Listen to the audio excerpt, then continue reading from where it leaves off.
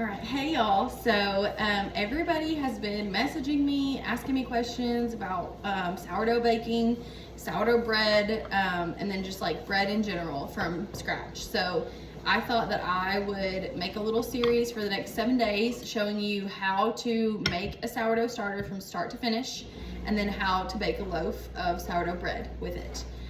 So you're gonna need a few things. It's not expensive at all to get started.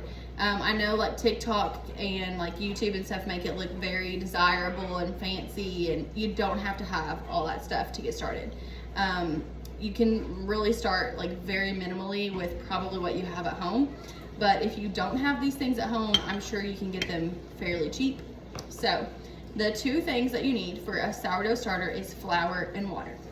So first, the flour. I personally prefer the King Arthur brand. I usually do the King Arthur all-purpose or bread flour. I just have found that it works better for me with the starter. You can definitely try like a Kroger brand or Walmart brand of all-purpose flour, and I'm sure that it would work just fine.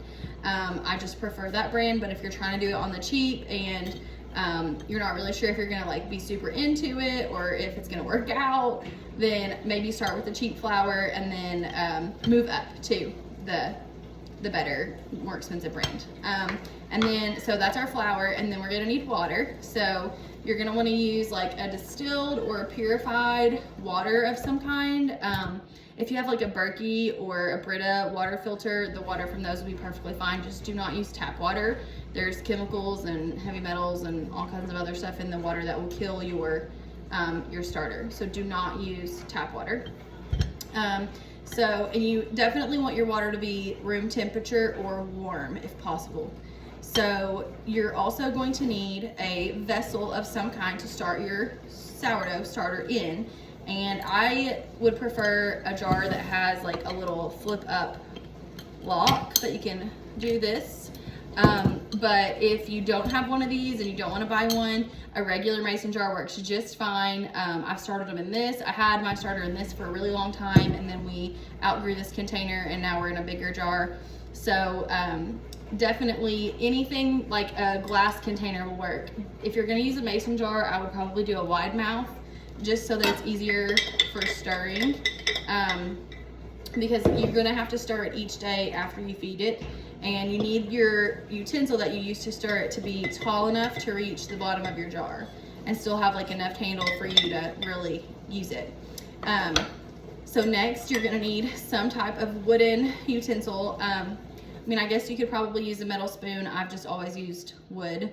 So something that fits down in your vessel and is strong enough for you to hold on and really vigorously like mix up your starter. You don't want to have dry flour on the bottom of your jar. You want it to be like a super mixed consistency, which over the next 7 days I'm going to show you the consistency, the bubbles, everything to look for in a sourdough starter. So okay, next up, let's talk measurements. So we've went over the fact that we need a vessel, we need flour, we need water, and something to stir it with. So a lot of blogs, TikTok videos, YouTube people, they do it, they measure it by weight. I don't have a food scale. That's not how I started. I just converted the grams to cups, and for me that's just simpler. You can do it however you want. If you want to look up how much, grams per cup, then you can convert it if you want to use a food scale. If you're like super OCD and picky about it. I'm not. I'm just pretty easy, go with the flow kind of thing. So I like my starters to be on the thicker side. I find that if it's on the runnier side, then you get hooch, which is like this filmy, it's almost like a gray liquid that will form on the top of your starter. And typically in my experience, that means that you're not feeding your sourdough enough, or you've let it sit for too long, it's too cold. There's something wrong with the imbalance. Now you can pour the hooch off. If you see that, don't freak out. You can pour that off. You can feed your starter. But we're gonna talk about all that later in the week. Today we're just starting it. So I like to do 2 cups of flour and 1 cup of water for the initial starting. I like a thick sourdough starter, so I like to start it really like heavy, and then you can always discard later on. So we are gonna measure out 2 cups of flour.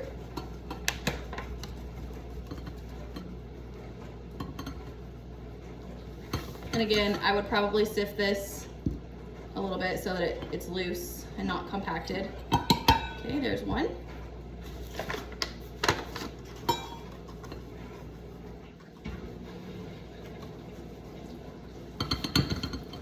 And 2. You want level cups.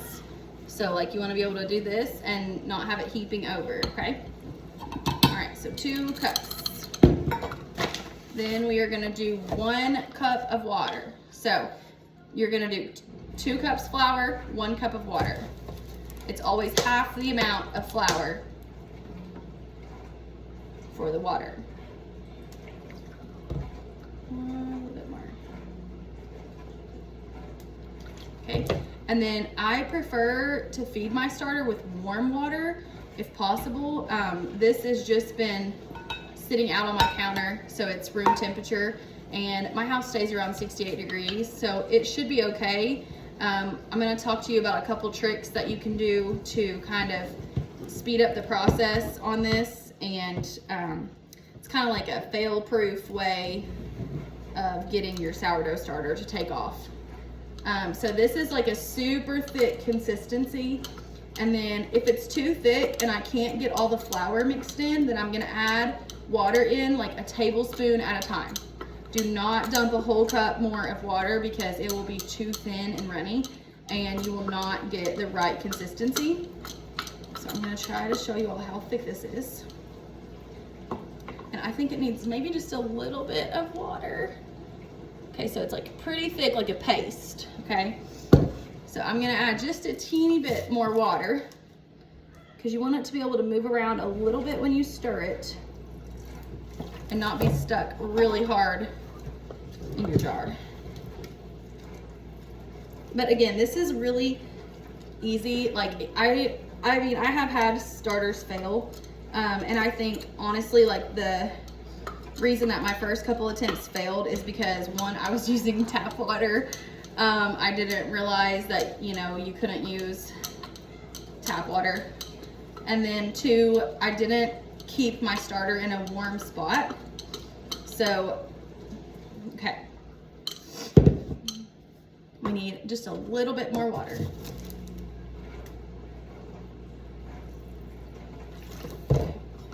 We are almost there.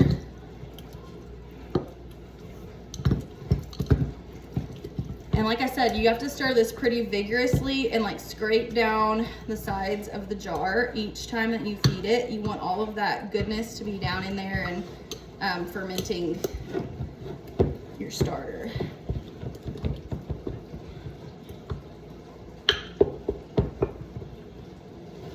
Okay, so it's still paste-like, but like if I get a bunch of it on my spoon, well, if I can get some on my spoon, it will kind of like fall off. So that's what you want. You don't want it to be so thick that it sticks like paste on your spoon, okay? So I just scrape the sides of the jar down the best that I can. All right, and then let me show you all this again. Okay, so this is a little bit more, see how it's moving in the jar? That is the consistency you want, kind of like a thick pancake batter, okay? Not super runny. If you add too much water, that's okay. Just add a little bit more flour until you get it to the right consistency. So this is day 1, okay? Now, what you can do is take your rubber band, put it on your jar. Whoops, okay, I broke that one. So you're gonna put your rubber band on your jar where your level is of your starter, okay? So that right there is the level of my starter. Okay, and so tomorrow it's probably not gonna rise very much because this starter is brand new, but by day 7, when you feed your starter, it should double in size. So having the rubber band is a good guide to let you know that it's working. If when you feed your starter, which means we're gonna talk about feeding tomorrow, okay? This is just the first step. But when you feed your starter, it should double in size, okay? And that rubber band just kind of tells you that you're doing it right, that it's, you know, doing its thing and it's doubling in size. That means that it's a healthy and active starter, okay? All right, so we have our starter in here. We have a rubber band on, and I am just gonna put this lid like that. I am not gonna lock it down right now because we want this to have a little bit of airflow. We want this to be able to ferment and catch the stuff in the air to make this a sourdough, okay? And it does have a funky smell, so don't think that something's wrong with it because of the way it smells. It will smell sour. And like I said, if after a couple of days you see that yours has hooch on top of it, which is like a runny liquid, just send me a message and I'll help you troubleshoot what to do with it, okay? So this is day 1. We have our sourdough started, our starter started, and we are going to put this in a warm place. So for me, that's on the middle of my stove. Now when I'm cooking on the stove, I set it to the side on the counter, but I am like in my kitchen almost all day long. You can turn the light on your stove, and that will kind of act as a little bit of a warming area. Don't put it in your oven and turn the light on. Don't put it in your oven at all. You can do the top of your fridge.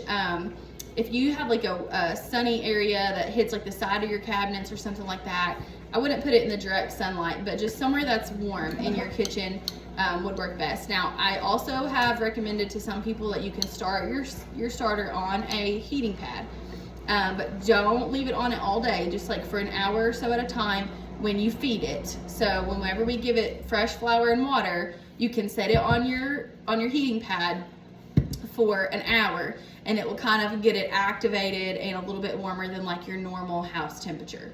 But honestly, people, like, this is so easy, it's so cheap, and once you get like your first loaf of crunchy bread, like, you're gonna be so hooked. So we are gonna finish this, come back tomorrow for part 2 of how to feed your starter. So see y'all later.